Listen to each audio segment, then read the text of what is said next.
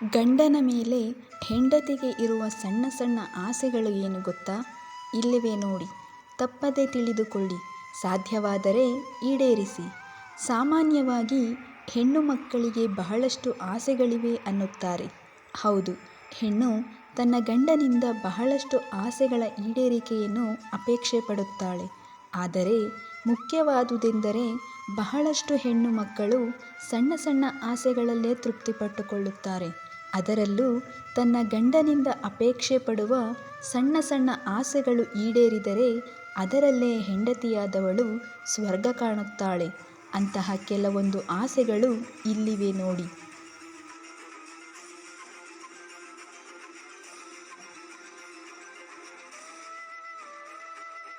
ಬೆಳಗ್ಗೆ ಎದ್ದಾಗ ದೇವರ ನಂತರ ನೀ ನೋಡುವ ಮುಖವು ನನ್ನದಾಗಿರಲಿ. ಬೆಳಗ್ಗೆ ನೀ ತಿಂಡಿ ತಿನ್ನುವಾಗ ಒಂದು ತುತ್ತು ನನಗಾಗಿ ಮೀಸಲಿರಲಿ. ಕೆಲಸಕ್ಕೆಂದು ನೀ ಹೋಗುವಾಗ ಕಣ್ಸನ್ನೆಯಲ್ಲೇ ಹೇಳಿದರೂ ಸಾಕು, ನಾ ಹೋಗಿ ಬರುವೆನೆಂದು. ಆದರೆ ಹೇಳದೆ ಹೋಗಬೇಡ, ತಡೆಯಲಾಗುವುದಿಲ್ಲ ಆ ನೋವ ನಾನೆಂದು.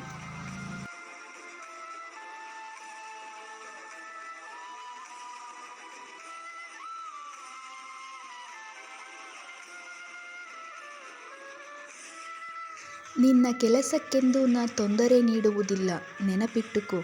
ಆದರೆ ಊಟದ ವೇಳೆಯಲ್ಲಿ ಒಮ್ಮೆಯಾದರೂ ನನ್ನ ನೆನೆಸಿಕೊ. ಸಂಜೆ ವೇಳೆಯಲ್ಲಿ ನನಗಾಗಿ ನೀ ತರಬೇಡ ಏನನ್ನು. ಆದರೆ ತಡವಾಗಿ ಬರಬೇಡ, ಕಾಯುತ್ತಿರುವೆ ನಿನ್ನನ್ನು. ಸಮಾರಂಭಗಳಿಗೆ ಹೋದಾಗ ಅಪರಿಚಿತನಂತೆ ನೀ ದೂರ ಹೋಗಬೇಡ. ಕೈ ಹಿಡಿಯದಿದ್ದರೂ ಪರವಾಗಿಲ್ಲ, ನಾ ನಿನ್ನವಳೆಂದು ನೀ ಮರೆಯಬೇಡ.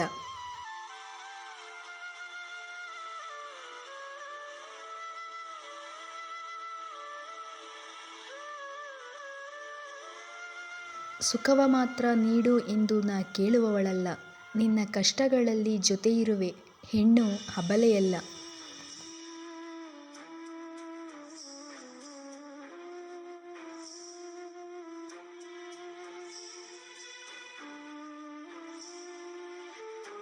ಬಂದಾಗ ನಾ ತಾಯಿಯಾಗುವ ಸಂತೋಷದ ಸಮಯ, ಅದು ನಮ್ಮಿಬ್ಬರ ಪಾಲಿಗೊಂದು ಆಗಬೇಕು ವಿಸ್ಮಯ. ಜೀವನ ಪೂರ್ತಿ ನಿನ್ನ ಮಗುವಂತೆ ಕಾಣುವೆ. ನಾ ತಾಯಿಯಾಗುವ ಸಮಯದಲ್ಲಿ ನಾನೇ ನಿನ್ನ ಮಗುವಾಗಿ ಬಿಡುವೆ.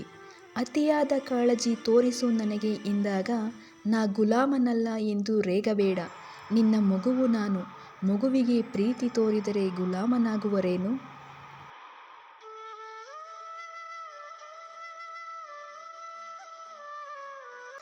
ಹೊಟ್ಟೆಯಲ್ಲಿ ಮಗುವಿರಲು ಸೂಕ್ಷ್ಮವಾಗುವಂತೆ ಮನವು ಹುಚ್ಚು ಆಸೆಗಳ ಈಡೇರಿಸಿಬಿಡು. ಕಳೆದು ಬಿಡಲಿ ಸಂತೋಷದಿ ಆ ಸಮಯವು. ನನ್ನ ಗರ್ಭವ ಸೀಳಿ ಮಗು ಹೊರಬಂದಾಗ ನಾ ನೋಡಬೇಕು ನಿನ್ನ ಮುಖವ. ನಂತರ ನಾ ಸತ್ತರೂ ಪರವಾಗಿಲ್ಲ, ನಾ ಪಡೆದು ಹೋಗುವೆ ಸಾರ್ಥಕ ಭಾವವ. ಆರೋಗ್ಯ ಕೆಟ್ಟಾಗ ನಾ ನಿನ್ನ ಪೋಷಿಸುವೆ, ಚಿಂತೆ ಬಿಡು. ನಿನ್ನ ನೋವನ ನೋಡಲಾರೆ, ಮರೆಯದಿರು. ಸಮಾಜದಲ್ಲಿ ನನಗೂ ಒಂದು ವ್ಯಕ್ತಿತ್ವವ ರೂಪಿಸಿಕೊಳ್ಳಲು ಸಹಕಾರ ನೀಡಿಬಿಡು. ನಾನೇನೇ ಆದರೂ ರಾತ್ರಿ ನಿನ್ನ ತೋಳ ಮೇಲೆ ಮಲಗಲು ಅವಕಾಶ ಮಾಡಿಕೊಡು.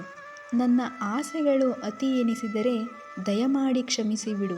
ನಿನ್ನ ಬಳಿ ಅಲ್ಲದೆ ಯಾರಲ್ಲಿ ಕೇಳಲಿ ಈ ಬಯಕೆಗಳ, ನೀನೇ ಹೇಳಿಬಿಡು.